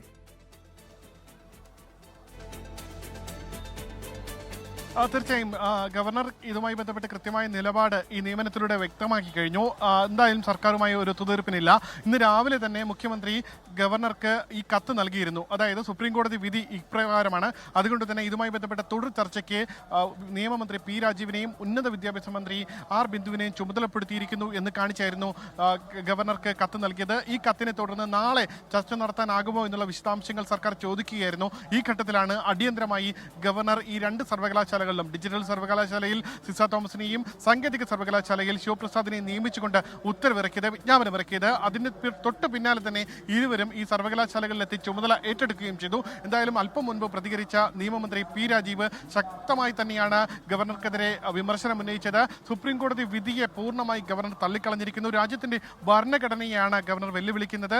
ഇത് സുപ്രീം കോടതി വിധിക്കെതിരെയുള്ള അവഹേളനമാണ്. എന്തായാലും കോടതിയിൽ കേസ് പൂർണ്ണമായി തീർന്നിട്ടില്ല. അതുകൊണ്ട് തന്നെ കോടതിയെ ഇക്കാര്യം അറിയിക്കാൻ സർക്കാർ തീരുമാനിച്ചിട്ടുണ്ട്. ഒപ്പം ചർച്ചയുമായി ഗവർണർ സഹകരിക്കുകയാണെങ്കിൽ വീണ്ടും ഈ ലിസ്റ്റ്, അതായത് ഉന്നത വിദ്യാഭ്യാസ വകുപ്പിൽ നിന്ന് സാങ്കേതിക സർവകലാശാല വിസിമാരെ നിയമിക്കാനുള്ള 3 പേരുടെ പട്ടികയും ഡിജിറ്റൽ സർവകലാശാലയിലേക്ക് മുഖ്യമന്ത്രിയുടെ ഓഫീസിൽ നിന്ന് 3 പേരെ നിയമിക്കാനുള്ള പട്ടികയും ഇന്ന് തന്നെ കൈമാറുകയും ചെയ്യും. ഈ രീതിയിൽ നിയമനം നടത്തണമെന്ന് സുപ്രീം കോടതിയുടെ വിധിയുടെ പശ്ചാത്തലത്തിൽ വിധിയുടെ കാര്യങ്ങൾ കൂടി ഉദ്ധരിച്ചുകൊണ്ടായിരിക്കും പുതിയ പട്ടിക സമർപ്പിക്കുന്നത്. എന്തായാലും അതിൽ നിയമനം നടത്താൻ ഗവർണർ തയ്യാറായില്ല എങ്കിൽ നിയമ നടപടിയുമായി മുന്നോട്ട് പോകാനുള്ള ആലോചനയിലാണ് സർക്കാർ ഇപ്പോൾ. വിജയകുമാർ. ഉമേഷ്, അതുപോലെ ഈ കേരള സർവകലാശാലയിലെ VC സിൻഡിക്കേറ്റ് പോര് അതിനൊരു പരിഹാരവുമായില്ലല്ലോ. രജിസ്ട്രാർ ഇൻചാർജായ മിനി കാപ്പന് ഫയലുകൾ കൈമാറരുത് എന്നാണല്ലോ സിൻഡിക്കേറ്റിൻ്റെ പുതിയ തീരുമാനം. അതിൽ ഇപ്പോഴും ഈ തർക്കം അവിടെ തുടരുന്നുണ്ട്. എന്താണ് അതിൽ VCയുടെ സമീപനം? ഏതെങ്കിലും തരത്തിൽ മാറ്റമുണ്ടോ അദ്ദേഹത്തിൻ്റെ മുൻ നിലപാടിൽ?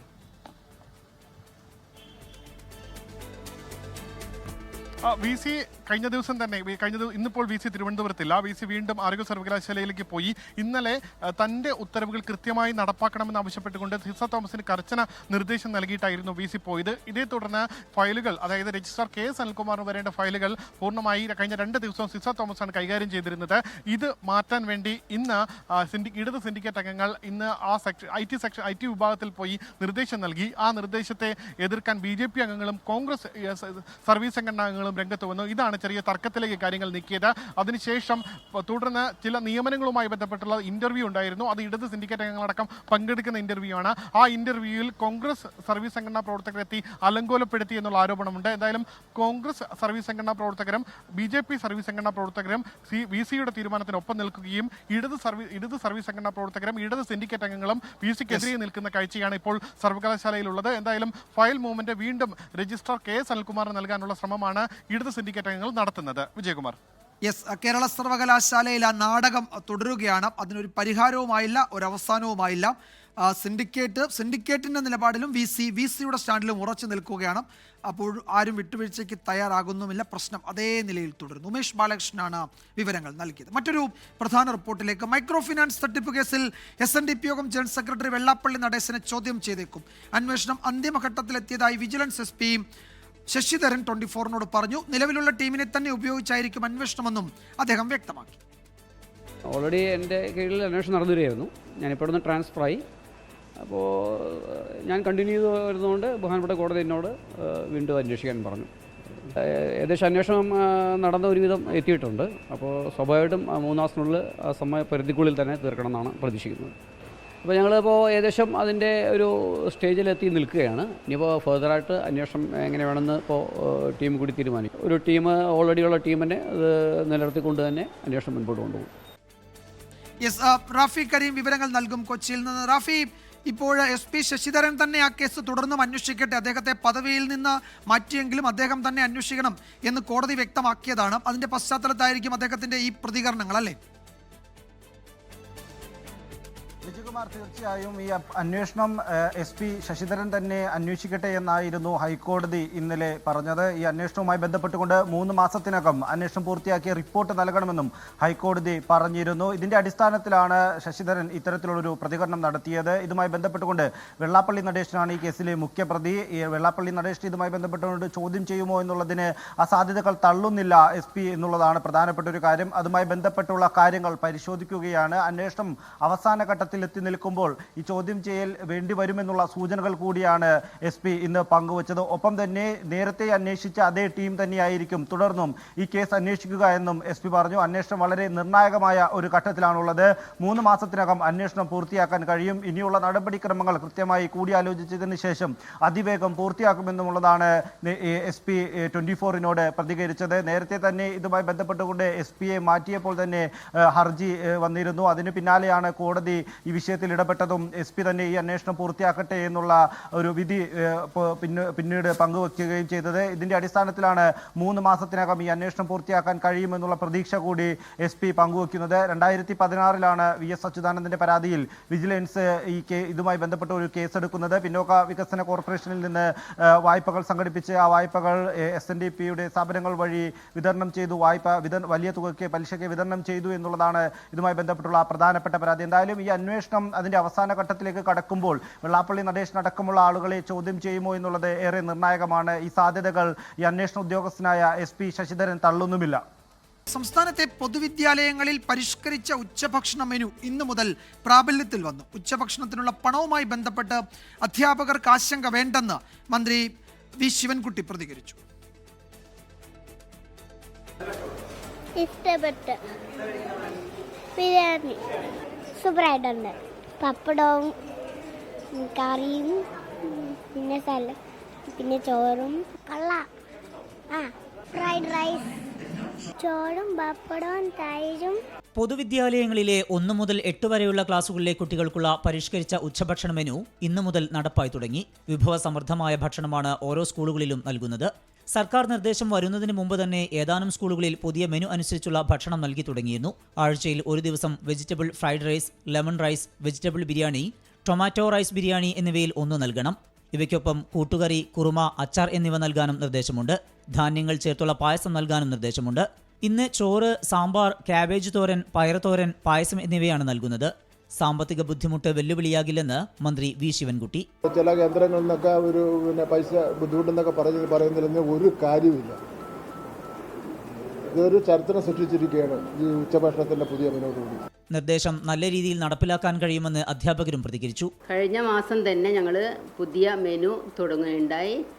2 ദിവസമായിട്ട് ബിരിയാണി കൊടുത്തു, അതുപോലെ ചിക്കൻ കറി കൊടുത്തു. ഫണ്ട് ഉപയോഗിച്ചിട്ട് നന്നായിട്ട് ഭക്ഷണം കൊടുക്കുവാനും നല്ല രീതിയിൽ കുട്ടികൾക്ക് ആവശ്യമായ പോഷകാഹാരങ്ങൾ കൊടുക്കുവാനും ഞങ്ങൾക്ക് കഴിയുന്നുണ്ട്. കുട്ടികളിൽ പോഷകാഹാരക്കുറവ് കണ്ടെത്തിയതിന്റെ അടിസ്ഥാനത്തിലാണ് സർക്കാർ പുതിയ മെനു പുറത്തിറക്കിയത്. വിവിധ ബ്യൂറോകൾക്കൊപ്പം സമീർ സി മുഹമ്മദ്, 24 കോഴിക്കോട്. ഇപ്പോൾ ഛത്തീസ്ഗഡിലെത്തിയ BJP നേതാവ് ഷോൺ ജോർജ് മാധ്യമങ്ങളെ കാണുന്നു. തത്സമയ സംപ്രേഷണം. പറഞ്ഞു തീർക്കട്ടെ സർ. അവർക്ക് ആ മൊഴിയാണല്ലോ നമ്മുടെ പ്രശ്നം. ആ മൊഴിയുടെ അടിസ്ഥാനത്തിൽ ഒരു അന്വേഷണം നടന്നാലല്ലേ നമുക്കിതിനെ പ്രൂവ് ചെയ്യാൻ പറ്റുള്ളൂ. നമുക്ക് ഇമ്മീഡിയറ്റ് ആയിട്ടുള്ള ആവശ്യം എന്താണ്? ആ അന്വേഷണം ഉണ്ടാവും. ഒരു കാര്യം കൂടെ ചോദിച്ചോട്ടെ. ഇവിടെ പറഞ്ഞു മോബിന്റെ പ്രൊവോക്കേഷനിലാണ് ആ കേസ് എടുത്തതെന്ന്. അത് BJP സർക്കാരാണ് എന്ന് വെച്ചാൽ BJP പോലീസാണ് എടുത്തിരിക്കുന്നത്. റെയിൽവേ പോലീസ് അല്ലേ? ആണല്ലോ ഇതിനെ കൈകാര്യം ചെയ്യുന്നത്. അത് ശരിയായ നടപടിയാണ്. എന്നിട്ട് ഈ കേസുമായി ബന്ധപ്പെട്ടാ ചോദിക്കുന്നത്. മോബിന്റെ പ്രൊവോക്കേഷനിലാണ് ആ കേസ് വന്നത്. എന്നിട്ട് 2 ദിവസം കഴിയുമ്പോൾ മുഖ്യമന്ത്രി തന്നെ എഴുതുകയാണ് മതപരിവർത്തനവും മനുഷ്യകടത്തും നടന്നിട്ടുണ്ട് എന്ന്. ഒരു മുഖ്യമന്ത്രി അന്വേഷണത്തിന്റെ സ്റ്റേജിലിരിക്കുന്ന ഒരു കേസിൽ പ്രതി നിരപരാധിയാണ് എന്ന് പറഞ്ഞാൽ പിന്നെ അവിടെ അന്വേഷണത്തിന്റെ അദ്ദേഹത്തിന്റെ കീഴിലുള്ള ആഭ്യന്തര വകുപ്പ് പിന്നെ ഒരു മുഖ്യമന്ത്രി ഒരു കേസ് അന്വേഷിക്കുന്ന സ്റ്റേജിൽ മുഖ്യമന്ത്രി അയാളുടെ മുമ്പിൽ ഇരിക്കുന്ന FIR മാത്രമേ പരിഗണിക്കാൻ പറ്റൂ. അയാൾ നിരപരാധിയാണെന്ന് പറഞ്ഞാൽ അയാളുടെ കീഴിൽ അയാളെ സല്യൂട്ട് അടിക്കുന്ന പോലീസ് അവിടെ നിഷ്പക്ഷമായ ഒരു അന്വേഷണം നടത്താൻ പറ്റൂ. ഒരു ഭരണഘടന ഇപ്പം കഴിഞ്ഞ ദിവസം ജോർജ് കുര്യൻ പറഞ്ഞു അന്വേഷണത്തിന്റെ വഴിക്ക് പോകണം. ഭരണഘടനാപരമായ സത്യപ്രതിജ്ഞ ചെയ്തിരിക്കുന്ന ഒരു മുഖ്യമന്ത്രിയോ മന്ത്രിമാർക്കോ അങ്ങനെ ഒരു വാക്കല്ലാതെ ഇപ്പോൾ ഷോൺ ജോർജിന് ഇവിടെ വന്ന് എന്തും പറയാം. കാരണം ഷോൺ ജോർജ് ഭരണഘടനാ പദവി വഹിക്കുന്ന ആളല്ല.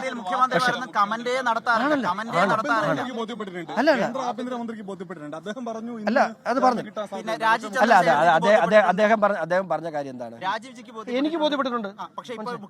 അല്ല അത് ഒരു സംസ്ഥാനം ഭരിക്കുന്ന മുഖ്യമന്ത്രിയല്ലേ പറഞ്ഞത്. അയാളെ സംബന്ധിച്ചിടത്തോളം അയാളുടെ മുമ്പിലുള്ള രേഖ പരിഗണിക്കാതെ ഞാൻ പറയുന്നത് കേട്ടോ, രാജീവ് ചന്ദ്രശേഖർ പറയുന്നത് കേട്ടോ, അല്ലെങ്കിൽ ഇവിടുത്തെ പ്രാദേശിക സാഹചര്യങ്ങൾ എന്താണെന്ന് നോക്കിയോ അല്ലാതെ അയാൾക്ക് ഇവിടെ ഒന്നുമില്ല. ഛത്തീസ്ഗഡിനെ സംബന്ധിച്ചിടത്തോളം, പ്രത്യേകിച്ച് ഈ മേഖലയെ സംബന്ധിച്ചിടത്തോളം വലിയ രീതിയിൽ ഇപ്പോൾ നാരായൺപൂർ ഉൾപ്പെടെയുള്ള പ്രദേശങ്ങൾ അറിയാവുന്നവർക്കറിയാം, വലിയ രീതിയിൽ ഹ്യൂമൻ ട്രാഫിക്കിംഗ് നടക്കുന്ന സ്ഥലമാണ്. ഇവിടെ കൺവേർഷൻ നടക്കുന്ന സ്ഥലമാണ്. ഫോഴ്സ്ഫുൾ കൺവേർഷൻ നടക്കുന്നതിന് നിയമമുണ്ട്. ഇതൊക്കെ കൺവേർഷൻ ഒരു കാര്യം ഞാൻ തീർത്ത് പറയാം. കത്തോലിക്ക സഭയുടെ നിങ്ങൾ എല്ലാവരും മനസ്സിലാക്കേണ്ട ഒരു കാര്യമാണ്. ഇത് ഇന്ത്യ മുഴുവൻ മനസ്സിലാക്കേണ്ട ഒരു വിഷയമാണ്. ഇവിടുത്തെ എല്ലാ സംഘടനകളും മനസ്സിലാക്കേണ്ട ഒരു കാര്യമാണ്. 1964 റോമൻ സബ്മിറ്റ്, കത്തോലിക്ക സഭയുടെ സബ്മിറ്റിൽ ഫോഴ്സ്ഫുൾ കൺവേർഷൻ റോമൻ കാത്തലിക് സഭയിൽ നടത്താൻ പാടില്ല എന്ന് കർശനമായ നിരോധനമുണ്ട്. ഒരിക്കലും ഫോഴ്സ്ഫുൾ കൺവേർഷൻ എന്ന് പറയുന്നത്, അല്ലെങ്കിൽ നമ്മുടെ വിശ്വാസം, എൻ്റെ ഒരു വിശ്വാസം മാറണം, എൻ്റെ വിശ്വാസം ഞാൻ എവിടെ വിശ്വസിക്കണമെന്നുള്ളത് ഭരണഘടനാപരമായി എനിക്ക് ഇന്ത്യൻ ഭരണഘടന വാഗ്ദാനം ചെയ്തിട്ടുള്ള അവകാശമാണ്. ആ അവകാശം ഗണിക്കാൻ പറ്റില്ല. പക്ഷേ ഫോഴ്സ്ഫുൾ കൺവേർഷനെ കുറിച്ച് മാത്രമേ നമുക്ക് ഇതിനകത്ത് അഭിപ്രായ വ്യത്യാസമുള്ളൂ. കൺവേർഷൻ എന്ന് പറയുന്നത് എവിടെയും നടക്കും. നടന്നിട്ടില്ല. അവർ മൊഴിയുണ്ടല്ലോ, ആ മൊഴി അവിടെ കിടപ്പുണ്ടല്ലോ. തീവ്ര സംഘടനകളുടെ സമ്മർദ്ദം കോടതിക്ക് പുറത്തൊക്കെ നമ്മൾ കണ്ടു. അതുപോലെ തന്നെ ഷോൺജി പറഞ്ഞു, ഈ സംസ്ഥാന സർക്കാരിനെ ബോധ്യപ്പെടുത്താനുള്ള ശ്രമങ്ങൾ നിങ്ങൾ നടത്തുകയാണ്. ഈ സംസ്ഥാന BJPക്ക് അത് എത്രത്തോളം സാധിക്കുന്നതാണ് ഇനി പ്രതീക്ഷ? അതിനുവേണ്ടി എന്താണ് ചെയ്യാൻ? അല്ല, തീർച്ചയായും ഞാൻ പറഞ്ഞല്ലോ, ഇനി ചെയ്യാൻ കഴിയുന്നത് ആ പെൺകുട്ടികളുടെ മാതാപിതാക്കളുടെ മൊഴി അടങ്ങുന്ന റിപ്പോർട്ട് കോടതിയിൽ എത്തുക എന്നുള്ളതാണ്. BJP നേതാവ് ഷോൺ ജോർജ് ഛത്തീസ്ഗഡിലെത്തി, അവിടെ ദുർഗിലെത്തി, ജയിലിൽ കന്യാസ്ത്രീമാരെ കാണുന്നുണ്ട്. ആ ഘട്ടത്തിലാണ് മാധ്യമപ്രവർത്തകരോട് ഷോൺ ജോർജ് പ്രതികരിച്ചത്. ആ വിഷയത്തിൽ നടക്കുന്ന BJP നടത്തുന്ന ഇടപെടലുകളെ പറ്റി BJP നേതാക്കളൊക്കെ ആവർത്തിക്കുന്നത് അതുതന്നെയാണ് ഷോൺ ജോർജും സൂചിപ്പിച്ചത്. മറ്റൊരു പ്രധാന റിപ്പോർട്ടിലേക്ക്. തൃശൂർ മലക്കപ്പാറ വീരൻകുടി ഉന്നതിയിൽ 4 വയസ്സുകാരന് നേരെ പുലിയുടെ ആക്രമണം. വീടിനകത്ത് ഉറങ്ങിക്കിടന്നിരുന്ന കുട്ടിയെ പുലി കടിച്ചുകൊണ്ടുപോയി. പിതാവ് പിന്നാലെ എത്തിയതോടെ കുട്ടിയെ കാട്ടിലുപേക്ഷിച്ച് പുലി ഓടി മറയുകയായിരുന്നു. വാൽപ്പാറയിൽ 3.5 വയസ്സുകാരിയെ പുലി കടിച്ചു കൊന്നതിന്റെ ഞെട്ടൽ മാറിയിട്ടില്ല. കിലോമീറ്ററുകൾ മാത്രം അകലെ വീണ്ടും കുട്ടിക്ക് നേരെ പുലിയുടെ ആക്രമണം. ബേബി രാധിക ദമ്പതികളുടെ മകൻ രാഹുലിനെയാണ് പുലി ആക്രമിച്ചത്. രക്ഷിതാക്കൾക്കൊപ്പം ഉറങ്ങുകയായിരുന്ന കുഞ്ഞിനെ പുലർച്ചെ 2 മണിയോടെ കടിച്ചു കൊണ്ടുപോകാൻ പുലി ശ്രമിക്കുകയായിരുന്നു. ശബ്ദം കേട്ട് പിതാവ് പുറകെ ഓടിയതോടെ കുഞ്ഞിനെ ഉപേക്ഷിച്ച് പുലി മടങ്ങിപ്പോയി. ഇവനെ വന്ന് പിടിക്കലും ഞാൻ എണീക്കലും ഒപ്പായിരുന്നു. അപ്പോഴത്തേക്കും വന്ന് പിടിച്ച് സാധനം കൊണ്ടുപോയി. പെട്ടെന്ന് ചാടി എണീറ്റ് പുലിയുടെ പുറകെ പോയി. പുറകെ ചെന്നുകൊണ്ട് ഞാൻ പിടിച്ചു കൊണ്ടുവന്നു. കുട്ടീനെ നമ്മുടെ തലയ്ക്ക് നല്ല മുറിവുണ്ട്, ഇവിടെ ഒരു മുറിവുണ്ട്, പിന്നെ ഇവിടെ ഈ സൈഡിൽ മാന്തിയതായിട്ട് ഒരു മുറിവ്. പിന്നെ ഞങ്ങൾക്ക് എന്നാന്ന് പറഞ്ഞിട്ടുണ്ടെങ്കിൽ സ്വന്തമായിട്ട് വീട് പോലില്ല. അപ്പോൾ അതുകൊണ്ടാണ് ഇങ്ങനെയൊക്കെ സംഭവിക്കുന്നത്. പുലിയുടെ ആക്രമണത്തിൽ കുട്ടിയുടെ തലയ്ക്ക് പരിക്കുണ്ട്, മുതുകിൽ മാന്തിയ മുറിവുണ്ട്, തലച്ചോറിന് ക്ഷതമേറ്റിട്ടുണ്ടോ എന്നടക്കം പരിശോധിക്കുകയാണ്. ആദ്യം ചാലക്കുടി താലൂക്ക് ആശുപത്രിയിൽ പ്രവേശിപ്പിച്ച കുട്ടിയെ തുടർ ചികിത്സയ്ക്കായി തൃശൂർ മെഡിക്കൽ കോളേജിലേക്ക് മാറ്റി. അതിനിടെ മലപ്പുറം മണ്ണാർമലയിൽ വീണ്ടും പുലി ഇറങ്ങി. ഇന്നലെ രാത്രി നാട്ടുകാർ സ്ഥാപിച്ച ക്യാമറയിൽ പുലിയുടെ ദൃശ്യം പതിഞ്ഞു. പ്രദേശത്ത് വനം വകുപ്പ് കൂട് സ്ഥാപിച്ചെങ്കിലും പുലി കൂട്ടിലാകാതായതോടെ കടുത്ത ആശങ്കയിലാണ് നാട്ടുകാർ. മൂന്നാറിൽ പശുവിനെ കടുവ ആക്രമിച്ച് പരിക്കേൽപ്പിച്ചു. മൂന്നാർ അരുവിക്കാട് എസ്റ്റേറ്റിലാണ് സംഭവം. പ്രദേശത്ത് കടുവയുടെ സാന്നിധ്യം സ്ഥിരമെന്ന് നാട്ടുകാർ പറയുന്നു. മലപ്പുറം ഇടുക്കി ബ്യൂറോകൾക്കൊപ്പം 24 തൃശൂർ. കോട്ടയത്ത് KSU നേതാവ് മദ്യപിച്ച് വാഹനമോടിച്ച് അപകടമുണ്ടാക്കിയ സംഭവത്തിന്റെ CCTV ദൃശ്യങ്ങൾ 24 ലഭിച്ചു. ഇന്നലെയാണ് CMS കോളേജിലെ KSU പ്രവർത്തകനായ ജൂബിൻ അപകടകരമായ രീതിയിൽ വാഹനമോടിച്ച് അപകടമുണ്ടാക്കിയത്. അതേസമയം ജൂബിനെ KSUവിൽ നിന്ന് 6 മാസം മുൻപ് പുറത്താക്കിയെന്നാണ് നേതൃത്വത്തിന്റെ വിശദീകരണം.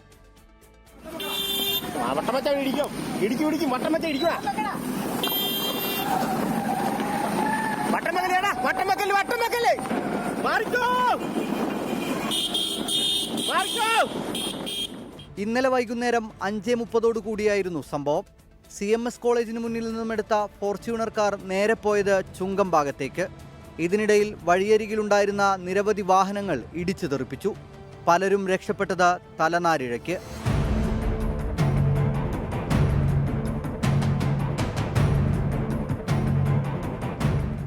കുടമാളൂരിലുണ്ടായിരുന്ന ഒരു മരത്തിലിടിച്ചാണ് വാഹനം ഒടുവിൽ നിന്നത്. മദ്യലഹരിയിലായിരുന്ന ജൂബിന് അപ്പോൾ ബോധമില്ലായിരുന്നു. തുടർന്ന് പോലീസ് എത്തിയാണ് ഇയാളെ ആശുപത്രിയിലേക്ക് മാറ്റിയത്. ഇയാൾക്കൊപ്പം വാഹനത്തിൽ മറ്റു 2 വിദ്യാർത്ഥികൾ കൂടിയുണ്ടായിരുന്നു. സംഭവത്തിൽ പോലീസ് അന്വേഷണം ആരംഭിച്ചു. ലൈസൻസ് റദ്ദാക്കുമെന്ന് മോട്ടോർ വാഹന വകുപ്പും അറിയിച്ചു. CMS കോളേജിലെ 2ാം വർഷ വിദ്യാർത്ഥിയായ ജൂബിൻ KSUവിൻ്റെ സജീവ പ്രവർത്തകനാണ്. എന്നാൽ സംഭവത്തിന് പിന്നാലെ ഇയാളെ നേരത്തെ പുറത്താക്കിയിരുന്നതായി KSU അറിയിച്ചു. 24 കോട്ടയം. വയനാട് ഉരുൾപൊട്ടൽ ദുരിതബാധിതരുടെ വായ്പ എഴുതിൽ തള്ളലിൽ അന്തിമ തീരുമാനമായിട്ടില്ലെന്ന് കേന്ദ്ര സർക്കാർ ഹൈക്കോടതിയെ അറിയിച്ചു. ദുരന്തം നടന്നിട്ട് 1 വർഷം കഴിഞ്ഞല്ലോ എന്നും എപ്പോൾ തീരുമാനമെടുക്കാനാകുമെന്നും കേന്ദ്ര സർക്കാരിനോട് ഹൈക്കോടതി ഡിവിഷൻ ബെഞ്ച് ചോദിച്ചു. കേന്ദ്ര തീരുമാനം വൈകരുതെന്ന് സംസ്ഥാന സർക്കാർ ആവശ്യപ്പെട്ടു. സംസ്ഥാനത്തെ ബാങ്കുകൾ ദുരന്തബാധിതരുടെ വായ്പ എഴുതി തള്ളിയെന്ന് നിരീക്ഷിച്ച കോടതി അത് മാതൃകയാക്കിക്കൂടെ എന്ന് കേന്ദ്ര സർക്കാരിനോട് ചോദിച്ചു. ഹർജികൾ അടുത്ത ബുധനാഴ്ച വീണ്ടും പരിഗണിക്കും. മുണ്ടക്കൈ ചൂരൽമല ഉരുൾപൊട്ടൽ ദുരന്തബാധിതരുടെ വീട് നിർമ്മാണവുമായി ബന്ധപ്പെട്ട തുകയെ ചൊല്ലിയുള്ള വിവാദം തുടരുന്നു. ദുരന്തബാധിതരുടെ ജനശബ്ദം ആക്ഷൻ കമ്മിറ്റി ഭാരവാഹിയും നിർമ്മാണ കരാറുകാരനുമായ ഷാജിമോൻ ചൂരൽമലയുടെ ഫേസ്ബുക്ക് പോസ്റ്റാണ് വിവാദത്തിന് തുടക്കമിട്ടത്. താൻ നിർമ്മിച്ചു നൽകിയ വീടിന് 15 ലക്ഷം രൂപയിൽ താഴെ മാത്രമേ വന്നിട്ടുള്ളൂ എന്നും ഊരാളുങ്കൽ സൊസൈറ്റി നിർമ്മിച്ചു നൽകുന്ന വീടിന് 30 ലക്ഷം രൂപയാണ് എന്നുമായിരുന്നു ആരോപണം. സുർജിത്ത് അയ്യപ്പത്ത് തയ്യാറാക്കി റിപ്പോർട്ട് കാണാം. ചൂരൽമല മുണ്ടക്കൈ ദുരന്തബാധിതരുടെ വീട് നിർമ്മാണവുമായി ബന്ധപ്പെട്ട അതിന്റെ തുകയുമായി ബന്ധപ്പെട്ട വിവാദങ്ങൾ തുടങ്ങുന്നത് അത് ഷാജിമോൻ ചൂരൽമല എന്ന് പറയുന്ന ആ പ്രദേശവാസി കൂടിയായിട്ടുള്ള ജനശബ്ദം ആക്ഷൻ കമ്മിറ്റിയുടെ ഭാരവാഹി ഇട്ട ഒരു ഫേസ്ബുക്ക് പോസ്റ്റുമായി ബന്ധപ്പെട്ടാണ്. ആ ഫേസ്ബുക്ക് പോസ്റ്റിൽ അദ്ദേഹം വ്യക്തമാക്കുന്നത് 15 ലക്ഷം രൂപയ്ക്ക് നിർമ്മിച്ചു കൊടുത്ത ഒരു വീടിന്റെ ഒരു ചിത്രം, അതും ഈ മാതൃകാ വീടിന്റെ ചിത്രവും താരതമ്യം ചെയ്തുകൊണ്ടുള്ള ഒരു പോസ്റ്റാണ് അദ്ദേഹം ഫേസ്ബുക്കിൽ ഇട്ടിരുന്നത്. ഇത് പ്രജീഷിനായി അദ്ദേഹം നിർമ്മിച്ച് നൽകി, അതായത് ഈ ചൂരൽമലയിൽ രക്ഷാപ്രവർത്തനത്തിനിടെ മരിച്ച പ്രജീഷിന്റെ കുടുംബത്തിന് നിർമ്മിച്ച് നൽകിയ ആ വീടിന്റെ ചിത്രവും ഒപ്പം തന്നെ ദുരന്തബാധിതരുടെ ചിത്രവും കൂട്ടിവെച്ചുകൊണ്ടാണ് അത്തരത്തിൽ പോസ്റ്റ് ഇട്ടത്. ആ പോസ്റ്റാണ് ഈ പ്രചരണത്തിന്റെ എല്ലാം തന്നെ ആധാരം. എന്തായാലും ഇതുമായി ബന്ധപ്പെട്ടൊരു വ്യക്തത അദ്ദേഹം വരുത്തേണ്ടതുണ്ട്. മന്ത്രിയുടെ പത്രവാർത്തകൾ, മന്ത്രിയുടെ പ്രസ്താവനകൾ പത്രങ്ങളിലൂടെ കണ്ടിരുന്നു, മാധ്യമങ്ങളിലൂടെ കണ്ടിരുന്നു. മന്ത്രി ഞങ്ങളോട് നേരിട്ടും പറഞ്ഞിട്ടുണ്ട്. അത് എന്താണെന്ന് വെച്ചിട്ടുണ്ടെങ്കിൽ അതുപോലെ അധികാരികളും 20 ലക്ഷം രൂപ സ്പോൺസർമാർക്ക് 30 ലക്ഷമായിരുന്നു ആദ്യം പറഞ്ഞിരുന്നത്. പക്ഷേ അവർക്ക് ബുദ്ധിമുട്ട് അറിയിച്ചതുകൊണ്ട് അവർക്ക് 20 ലക്ഷം രൂപയായി കുറച്ചു കൊടുക്കുന്നു.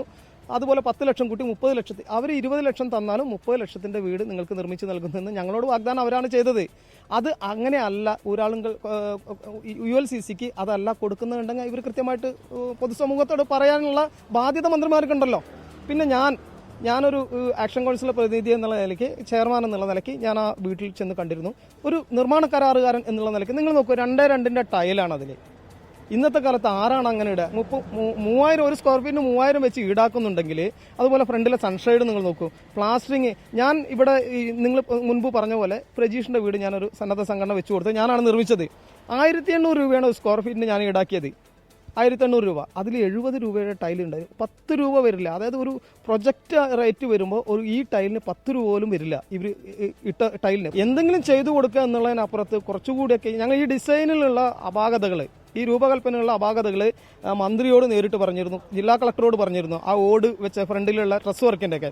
അപ്പോൾ അത് പരിഹരിക്കാം, അത് മാറ്റിക്കൊണ്ടാണ് നിർമ്മിക്കാമെന്നുള്ള പറഞ്ഞിരുന്നത്. ഇപ്പോഴും സമയമുണ്ട്. മാതൃക വീടാണ്, അത് മാറ്റട്ടെ. അത് മാറ്റിയിട്ടുണ്ടെങ്കിൽ നല്ല രീതിയിലാണെങ്കിൽ ഇന്ന് തള്ളിപ്പറഞ്ഞ നാവ് കൊണ്ട് നാളെ ഇവരെ പുകഴ്ത്തി പറയാനും ഒരു മടിയില്ല.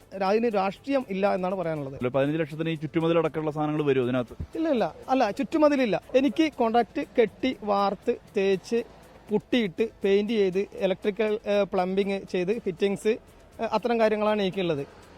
അതുപോലെ തന്നെ നമ്മൾ ഡോറ്, ജനൽ കാര്യങ്ങളൊക്കെ ഫിറ്റ് ചെയ്ത് കൊടുക്കണം. അത്തരം കാര്യങ്ങളാണ് പെയിന്റിംഗ് അടക്കം ചെയ്തു കൊടുക്കണം. ഒരാളെങ്കിലും ആയിട്ട് ഇവർ നടത്തിയ കരാറിന്റെ വിശദാംശങ്ങൾ പുറത്തേക്ക് വിടട്ടെ, എങ്കിൽ ഞാൻ നിരുപാധികം പിൻവലിക്കാം. എന്തായാലും ആ വാദമാണ് അദ്ദേഹം പറയുന്നത്. അതിൽ വ്യക്തത വരുത്താൻ മന്ത്രിമാർ ഉൾപ്പെടെയുള്ളവർക്ക് ബാധ്യതയുണ്ട്, സർക്കാരിന് ബാധ്യതയുണ്ട്, ഉദ്യോഗസ്ഥർക്ക് ബാധ്യതയുണ്ട്, ഈ കരാർ ഏറ്റെടുത്ത ഊരാളുങ്കൽ ലേബർ സൊസൈറ്റിക്കും ബാധ്യതയുണ്ട്. അങ്ങനെ ഒരു നിലപാട് അവർ കൃത്യമായ രീതിയിൽ പങ്കുവെക്കുകയാണെങ്കിൽ ഒരുപക്ഷെ ഇതിന് മറിച്ചൊരു അഭിപ്രായം പറയാൻ താൻ തയ്യാറാണെന്നുള്ള കാര്യം കൂടി ഷാജിമോൻ ചൂരൽമല പറയുന്നുണ്ട്. എന്തായാലും ഇതിൽ വ്യക്തത വരുത്തേണ്ടത് സർക്കാർ തന്നെയാണ്. മനു ദാമോദരനൊപ്പം സുർജിത്ത് അയ്യപ്പത്ത്, 24 വയനാട്. നോക്കാം ഇപ്പോഴത്തെ കാലാവസ്ഥാ റിപ്പോർട്ട്.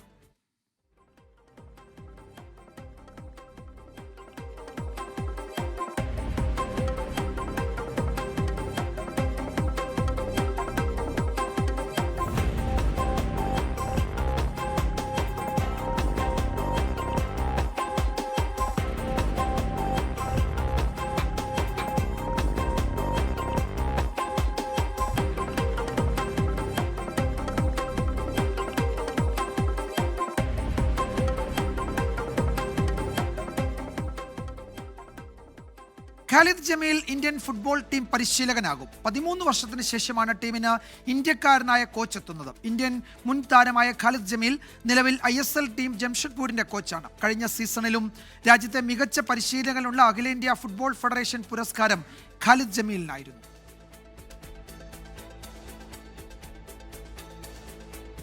റിപ്പോർട്ടോടെ വാർത്താമഴ അവസാനിക്കുന്നു.